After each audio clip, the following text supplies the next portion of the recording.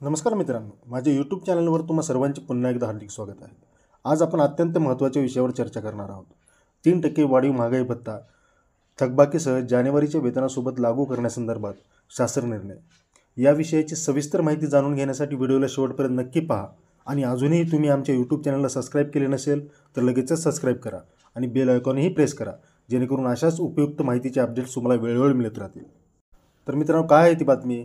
महाराष्ट्रातील राज्य कर्मचाऱ्यांना केंद्र सरकारच्या धर्तीवर 3% वाढीव महागाई भत्ता थकबाकीसह लागू करण्याबाबत शासन निर्णय निर्मित करण्याची मागणी केली जात आहे। महाराष्ट्र राज्य शिक्षण परिषदेकडून राज्य सरकारी निवेदन सादर करण्यात आले आहे। या निवेदनात नमूद केले आहे की दिनांक 1 जुलै 2024 पासून 3% वाढीव DA लागू करण्याचा आदेश तातडीने निर्मित करावेत। जानेवारी 2024च्या वेतन देयकासोबत थकबाकीसह वाढीव DA देण्याची मागणी करण्यात आली आहे। सदर निवेदन राज्याचे प्रमुख नेते आणि अधिकारी यांना देण्यात आले आहे। त्यामध्ये माननीय मुख्यमंत्री देवेंद्र फडणवीस, उपमुख्यमंत्री अजित पवार, मुख्यमंत्री उपमुख्यमंत्री एकनाथ शिंदे, शिक्षण सचिव कुंदन मॅडम, शिक्षण आयुक्त सूरज पांढरे। केंद्र सरकारने महागाई भत्ता 3% वाढवून 3 महिने झाले आहेत, परंतु विधानसभा निवडणुकीच्या कारणास्तव महाराष्ट्रातील कर्मचाऱ्यांसाठी हा निर्णय प्रलंबित होता। आता राज्यात नवीन सरकार स्थापन झाल्यानंतर हा निर्णय तातडीने घेण्याची मागणी केली जात आहे।